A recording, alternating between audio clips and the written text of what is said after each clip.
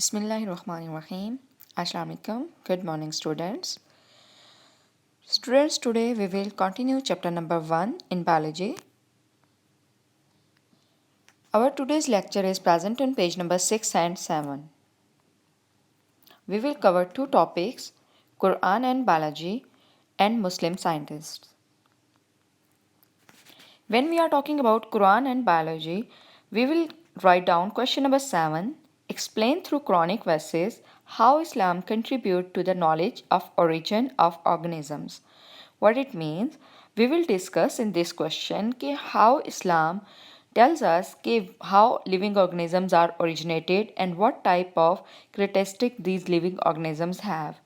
We will study some Quranic verses and we will explain it how these tell us what is human origination or how different living organisms are originated. Okay, when we are talking about its answer, we will discuss in Quran Allah hints about the origin and characteristics of living organisms. It also instructed us to expose the unknown aspects of life. That means Quran tells us about three things. First, it tells about how living things are originated. It also tells us basic characteristics of different living organisms, and it also asks us to expose the unknown aspects of life. That means कि अगर हम बात करते हैं कि कुरान हमें क्या है, अल्लाह ताला ने हमें कुरान पाक में एक तो ये चीज़ इन्फॉर्म की है कि लिविंग ऑर्गेनिज्म किस तरीके से पैदा हुए, ठीक है, और उनकी क्या करेक्टरिस्टिक्स हैं या उनकी क्या खसूसियात हैं.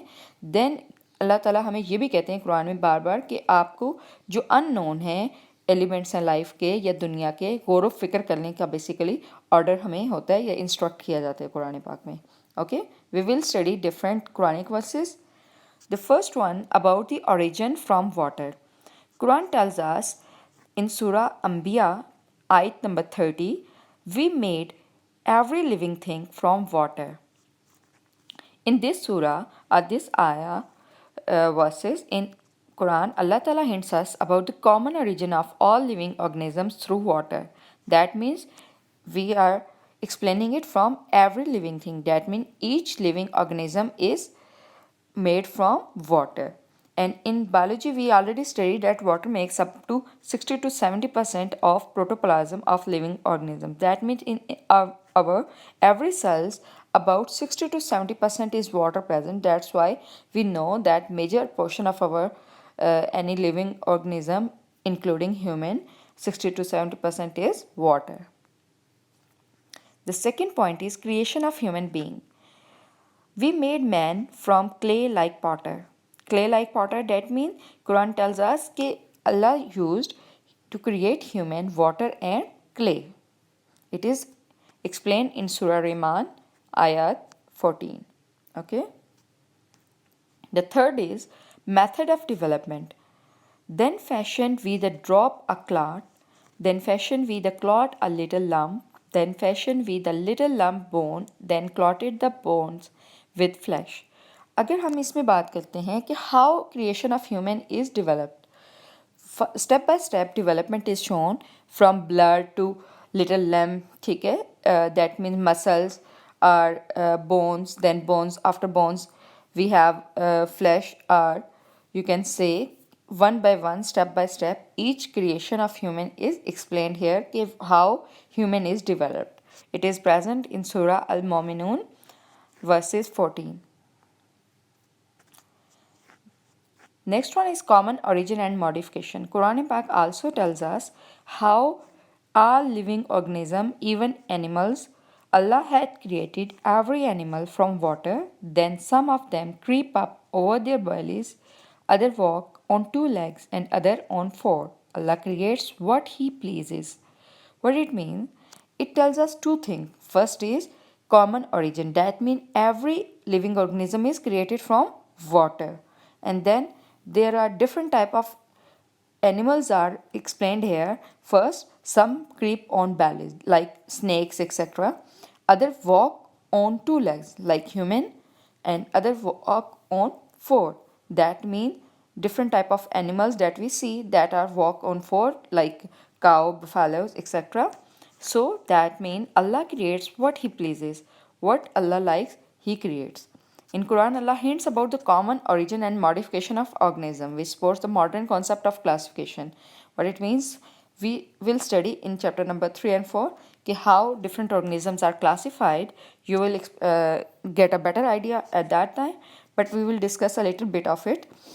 How classified we classify different type of organism from smaller organism to higher organism, which has similar properties. We put them in the same groups, and those organisms that have different properties we separate in them into different groups. Okay, and Allah Ta'ala hint here in Quran ayat number Surah Al-Nur verses 45 that he can create every animal from water, and they can walk on different type of methods, or they use different properties. Okay, next topic is Muslim scientist. When we are talking about Muslim scientists, you have to write down question number 8, how Muslim scientists contributed to the study of science. If we talk about Muslim scientists, they contributed a large number of activities, or you can say in medical field, science field, and different science fields, in biology and animal sciences and chemistry and mathematics. We will study only three scientists. The first one is Jabir bin Ayyan. He was present from 721 to 815 AD. He introduced practical experiments in the field of chemistry. How experimental chemistry is done, he introduced it. Okay. Then he also write down books on plants known as Al Nabatat, and book on animals that is known as Al Hewan. Okay, these are two books that are written in Arabic, as he was present in Iraq. So these books are written on plants and animals, and these are very practical books that are used in many times. Another scientist is Abdul Malik Asmi. He is also a Muslim scientist who studied animals in detail. He has many famous books related to animals. For example, Al Abil, that is on the properties of camels. Al Khal, sorry. Al Khal was about horses, and Al Wahush was about animals, and Khalq al Insan, that is related to human beings. Okay. The last Muslim scientist was Bu Ali Sina, that we will study in this topic. Bu Ali Sina is founder of medicine. He is very well known scientist in even West and known as Avicenna.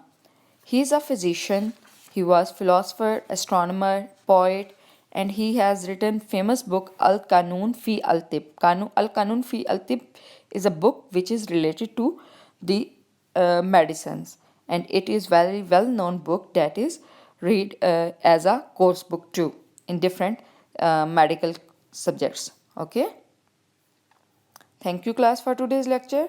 You have to learn these both questions and also write them on your notebooks. Thank you. Have a good day. Allah Hafiz.